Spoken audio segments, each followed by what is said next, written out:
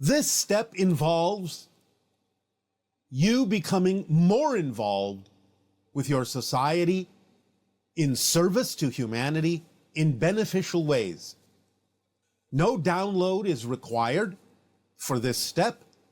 It is all about you taking the step, initiating the step of volunteering in certain ways on your planet and doing the things that are representative of service, of help, of bringing about a more positive world, of doing the things physically, acting on the things that connect you to others in ways that can be of assistance, that can be of help, that can be representative of the positive actions you can take, that would be more representative of the actions you would take in the kind of world that you say you prefer to live in. But there are many reasons for taking these actions, not only to be of service to others, but also to allow you to change your own states of being, should you be experiencing states of being that you don't prefer. For example, if you are experiencing the idea where you don't really understand what your passion may be, even though we have explained that you can start simply with everyday things, just acting on the things that have even just a little bit more excitement than anything else, and doing those things first, and letting it build up and snowball into bigger and bigger opportunities, we are still talking about the idea that some of you may not necessarily know how to get yourself out of a state of boredom, a state of sameness, a state of depression, a state of not allowing yourself to exercise your creative imaginations to move you forward.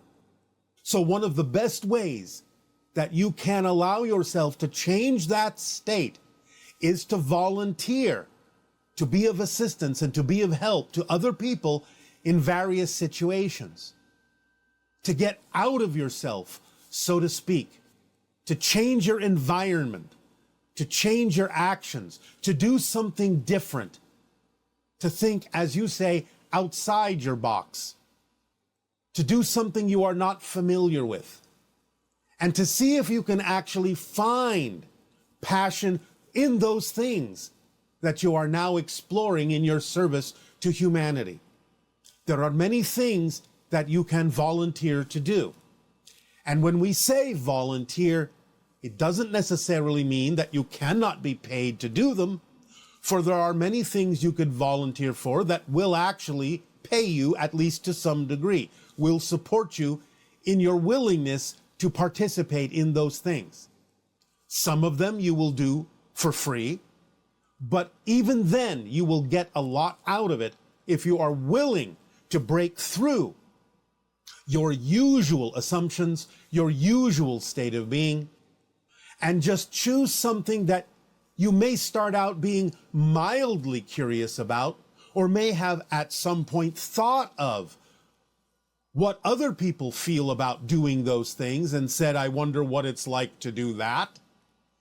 Give yourself a chance to take the action, to take the step, to move forward and go ahead and volunteer to be of service in that way. If you have ever considered what it might be like to be of assistance in a variety of ways on your planet, such as going to the people that plant new trees and helping them do so, going to the people that feed the homeless in homeless shelters and volunteering to help there, going to read stories to people who are bedridden in hospice situations, going to animal rescue services and participating there to help the idea of the animals on your planet.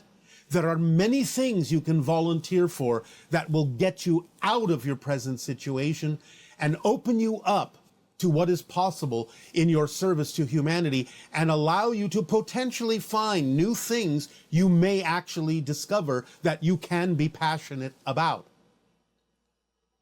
Getting out of your habits, getting out of your usual situation, opening your world up, making connections you otherwise wouldn't have made. This is very important for the idea of open contact, is to allow yourselves to start making contact with different realities that can be of service to humanity, opening your world up so that you can open up to other worlds as well, being more flexible in your ability to participate and interact with other people socially on your planet. After all, this is an Interstellar Alliance social experiment. And this is one of the social aspects of it, is to engage more fully with the positive aspects of your society that are already doing things that would be more representative of the kind of things you would do on the kind of Earth you say you would prefer to live on. So help out, be of service, volunteer, find something that you are at least curious about and wonder what it would be like to do that. Do it at least once. You can do it at least once. Or you can decide to do it every day. You can decide to do it once a week, once a month, once a year, or more than that, or every other day, or every other week, or every other month, or every other year. The timing is up to you. What's most important is that you choose to participate, that you choose to help out, that you choose to magnify and amplify the positive work that others may be doing and add your energy to it, not only to help in your service to humanity, but also to pull you out of your regular routines, to open up the world to you in a variety of ways that may allow you to discover new passions that you didn't know you could have. So this is part and parcel of the Interstellar Alliance Social Experiment Volunteer Corps. Get out in the world, take the actions necessary to change your situation, to open up your reality, and to participate, interact, and interconnect with others, doing positive works on your planet in help to others. We thank you for allowing us to share this idea, this step with you this day of your time. And we ask now, in return, how may we be of service to you? Please begin with your dialogues and your questions if you wish. To understand is that the way to get over it is to realize, if you want to, that there are no negative extraterrestrials involved or engaged with your planet at this time. So, those of us that are engaged with your world and the evolution of humanity and what's going on your planet at this time, create a kind of bubble reality that is of a frequency where negative beings simply find that they are unable to perceive what's happening, unable to reach you. So even though there may be stories on your planet that sound very scary and fear-inducing, the literal truth is there are no negative entities engaged with humanity on your planet at this time. Only the stories that you make up because of the fears that come up within you, within humans, because of your exposure to higher frequencies that you simply may not yet be able to tolerate without going into survival panic mode. So it distorts the experiences in a way that creates a lot of scary stories, but the actuality is there are no negative extraterrestrial entities interacting with your planet at this time. So if you're willing to understand that, then you can get over the idea of being afraid that you will attract negative extraterrestrial entities through open contact. It simply will not occur. Do you believe achieving contact is mainly vibration-based? What is the best way to align with that frequency? Follow the formula. Yes, of course it's vibration-based. It's based on several different things, but it's also based not only on your life path, your soul's themes, but yes, physically, it's based on the idea of the upliftment of humanity vibrationally, raising your frequency to be able to meet us halfway, so to speak. So yes,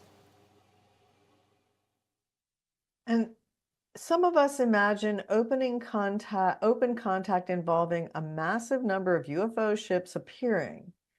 However, this person had a dream that it will be different, more like floating orbs descending, carrying knowledge that could be understood telepathically while in their presence. Can you give us a hint on how that would be? We will discuss this in the upcoming Sedona transmissions. Yes, you are right. It will not right away be hundreds and hundreds of ships because, as you say, that would freak many people out. So it will be a slow process, and what you have described to some degree is a part of it. But we will give you more specifics in the upcoming Sedona transmissions. Are there any grays that are positively assisting us at this time?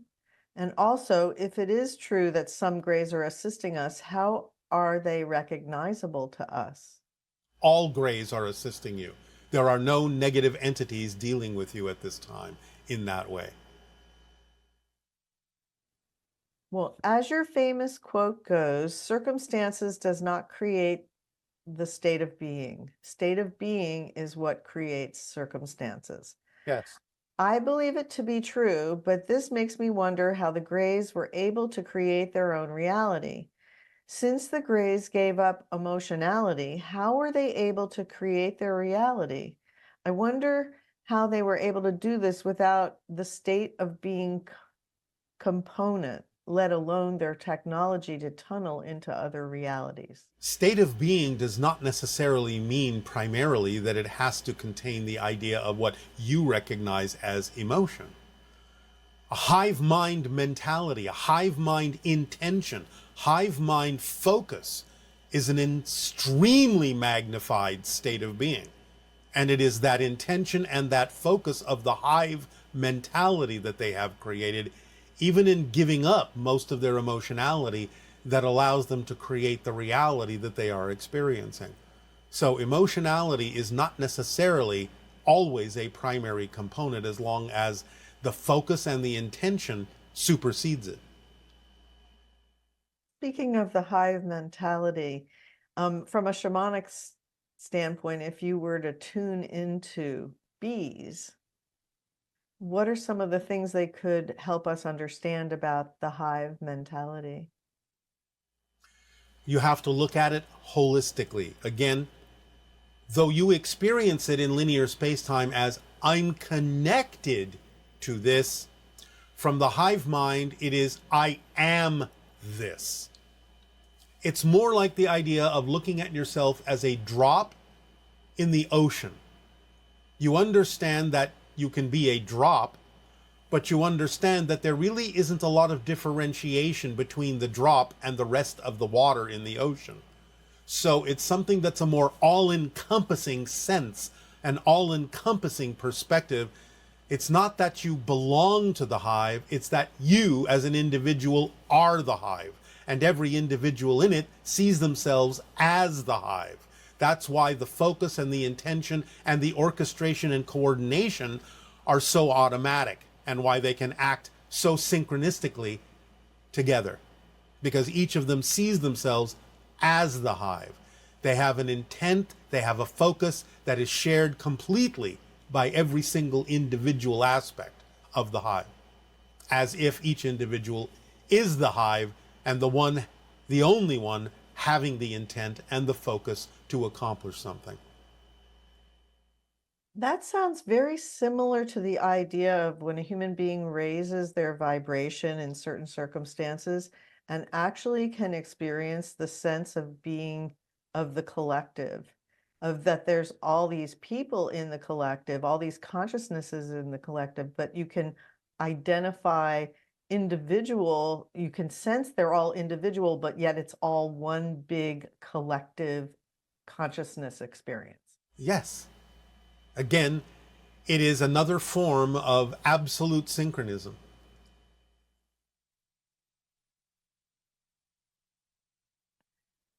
So that state of being where you're part of the collective, that would be, in a sense, very equivalent to the idea of being part of or experiencing the hive mind. Yes, It's experiencing pure synchronicity. Everything is in lockstep. It is the intentional focus, the orchestration. It brings about the orchestration that creates everything to be exactly where it needs to be, when it needs to be there, in perfect timing. It's another way of doing it. We experience it with emotionality, but the Greys did not. But that wasn't necessary for the intention that they created. They created the reality that they needed to allow them to create the hybridization program that would allow their civilization to continue, and which you can take advantage of to allow your civilization to go in a different path than what the Greys took that destroyed their world. So that's the beneficial side effect of that harmonic, of that orchestration, is that you get to take advantage of what they're doing to preserve their own civilization, their own culture, by creating us hybrids. You get to take advantage of it so that you can decide that you have more options than they themselves saw that they had, that led them down the path of destruction, where they poisoned their version of Earth. Great. This person is curious about the society on your home planet. What is the average lifespan of the Sasani people? Start with that. About 300 of your years, as you understand time. But that's an average. There are some that might leave sooner. There are some that are much, much older, depending upon their soul's path and what it is they need to achieve. Again, as reference, my own father, still physically alive after 1,000 years. And the next question this questioner is asking is, do you mate for life, or do your people explore multiple relationship dynamics in the same way that we do? We don't explore them in the same way you do. We simply receive whatever is happening as what is supposed to be happening at that moment, since everyone is telepathically bonded and everyone understands the idea of consensus, and that if you are attracted to 1, 2, 3 people in different ways for different purposes, then we let it play out. There are no assumptions, impositions, or expectations on how relationships should be. We simply let the relationships serve the purposes that they come together to serve. And are there any limitations on how many offspring you create? Any limitations would simply be a part of the synchronicity as to what agreements have been made in spirit as to what serves the collective best. And finally, you mentioned that your planet Essassani is in the general area of Orion, but which star does your planet orbit? Have we already identified it? Meaning, can we see it from here? No, you cannot. We are in a parallel reality. Our reality is invisible to you unless you actually make a vibrational shift into our reality. And what we have said is that our star system is in the direction of the Orion constellation. It's not part of that constellation, but our system is not visible to you. No stars in our reality are visible to you. There might be some stars that we share, in a sense. In other words, we have versions of those stars in our reality that you have in your reality. But the idea is that we are invisible to one another unless we make a shift into the different parallel realities. So we are 500 light years in the direction of the Orion constellation that you're familiar with. But we are not part of the Orion constellation as you would understand it. And do the Yael have a ship over Los Angeles? And are they connected to Dolphin, Whale, Sirius Energy? Yes, they are, and yes, they do, and they have ships over many cities. Okay, and this question is, oh, you want to tell us any more about that? No, thank you. Okay. What is the color of hybrid blood and also of Yael blood? Red. Remember, we are another version of human. Feel guilty that somehow that's not as good as being of service to humanity. Isn't it correct that both actions raise your vibration and it's not necessary to have it be only about being of service to humans? Again, This is about understanding the whole package. Animals are connected to the angelic realm. They are more evolved than many humans. So they're here to reflect to you what it is you may need to learn to be your authentic self, so that you can perhaps not only help them in the situations in which they're reflecting things to you that you need to heal within yourself, but then that gives you the opportunity to also be of service to humanity, which is why the animals are here to begin with, to be of service to you. So you can use what they're reflecting to you to heal yourself, and thus be more of service to humanity and everything on the planet. Again, you have to look at it holistically as an expression of the entire package. Don't leave anything out. One is not a substitute for the other. They all need to be performed. Kindness to animals, service to humans, service to trees, service to the entire planet. All of it is important. It's a whole package. So whatever you're most attracted to would be your guide. It would be your guide, but that doesn't eliminate the idea of learning to be attracted to other things, because many times you're not attracted to other things because of fear-based beliefs and limitations that you have imposed upon your ability to tell what your passion actually is. And this, again, is one of the reasons why we suggest the Interstellar Alliance Volunteer Corps, because it can get you to step outside yourself and find out where you might be limiting yourself from understanding what your passions could be, if you're simply willing to get out in the world a little bit more, step outside yourself a little bit farther, and start interacting with people in circumstances and situations that perhaps your limitations haven't allowed you to ponder, that might actually be of great service to you to do. So again, the volunteering is all about getting outside your normal expectations and assumptions and exploring whether or not there might be other connections that would be representative of your passion, if you would only give yourself an opportunity to step beyond the limitations and assumptions that many people may be making about what they can and cannot do. And on a biochemical level, this idea of raising your vibration by being of service can you explain a little more about that connection? Many people find themselves surprised that when they start being of service to others, even in, and especially maybe in, voluntary situations, feeding the homeless, building them houses, helping with hospice work, things like that, it connects them to situations that allow them to feel that they are worthy, that they are here to help, that they have the ability to expand themselves. And that increases not only the energetic vibrations, but the biochemical makeup of their bodies in healthier and healthier ways. Helping others helps you, literally, chemically, energetically, in many different ways. It starts making you feel good about yourself, worthy within yourself, that you have the ability to express this service, this help, this kindness to others. It starts feeding back into your own body in many different ways, and allows you to become a healthier individual, one that is more awake, alive, and alert, so that you can again be of more help and get the rewards that come to you for doing so.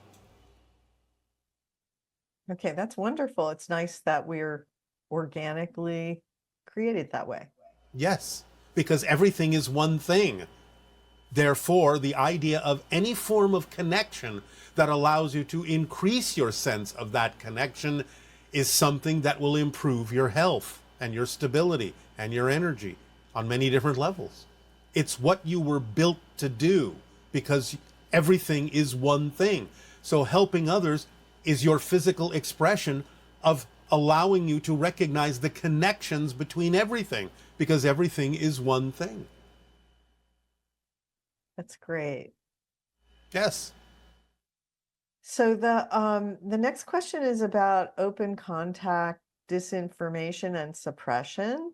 Yes. And basically, the person is saying many of us are fully aware of the prior contact between ET civilizations and our government that have been suppressed for decades. Any higher knowledge or technology the government acquired has been kept hidden from the public while they promote fear-based propaganda and disinformation to the citizens. Can you explain to us how this will be avoided during the period of open contact? What should, and this is would be this person is putting between 2026 and 2027. What should we expect open contact to look like, and will it take place only in the United States, or will this happen globally? Globally, of course. Why would it be limited to one country? The idea, of course, is to think about what you're saying. You have just told us that you know that certain factions are hiding the information. Well, how do you know that? Therefore, it's not really a secret, is it? So the idea, as we have often said, is this biggest secret that everyone knows. So those days are almost over. And of course, with open contact, would you not assume that if it's open contact, the public would be very aware of our existence? Otherwise, it wouldn't be open contact. Therefore, being completely aware of our existence because we openly show ourselves to you, wouldn't that be a prevention for someone being able to hide the information? So think about it logically. You already know a lot of this because information has leaked out, and therefore, when open contact occurs, it will be something that will be undeniable. No one will be able to suppress it because, shall we say it in your language, will be very much in your face. So the idea is, again, it will start slowly, bit at a time, to help you adapt, to help you get used to the idea of our presence, our energy, and to help you make adjustments and changes in your society. Those, of course, that are willing to go in that direction and shift to that reality, as always. But then you'll wind up on the version of Earth where it's a given that this is happening.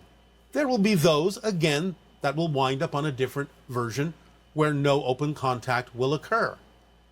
This is simply one of the side effects of the splitting prism of going into different versions of parallel reality Earths.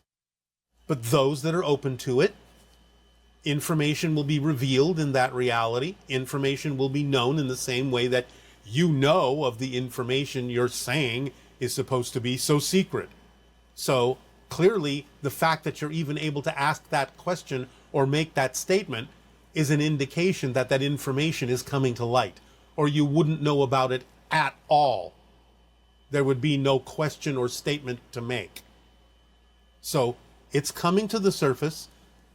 You're proof of that by asking that question and making that statement. And it will become stronger in the years to come. Okay. And regarding the Interstellar Alliance Social Experiment, this individual is saying, while I take part in it, is it okay for me to get politically involved in participating in public social gatherings where we as a group are asking our political leaders to stop sending weapons to the war in Ukraine, or to cancel agreements that my country has signed to support war in any way, shape, or form other than diplomatically agreeing to peace? Yes, it's okay. Just do it in a loving and kind way. Don't do it in any way, shape, or form that would be based on fear or negativity or any kind of force. Just do it in a loving way as a request that this is what you prefer, a statement that this is what you prefer. So simply that. Okay. And this question is, does the Interstellar Alliance operate similarly to Star Trek in the sense that there are many ET races in cosmopolitan ships exploring the universe? Well, generally, yes. There are some differences. We're not sure what you mean by cosmopolitan ships. If you mean city ships, yes, that exists. So, yes, there are similarities. There are differences, of course, because while Star Trek overall is representative of your intuitive connection to the existence of the Interstellar Alliance and expressed through your creative art forms, there, of course, are some differences that exist out here from the idea that what you're presenting to yourselves is a science fiction story. So there are many similarities and there are many differences. But overall, there's a lot of similarity.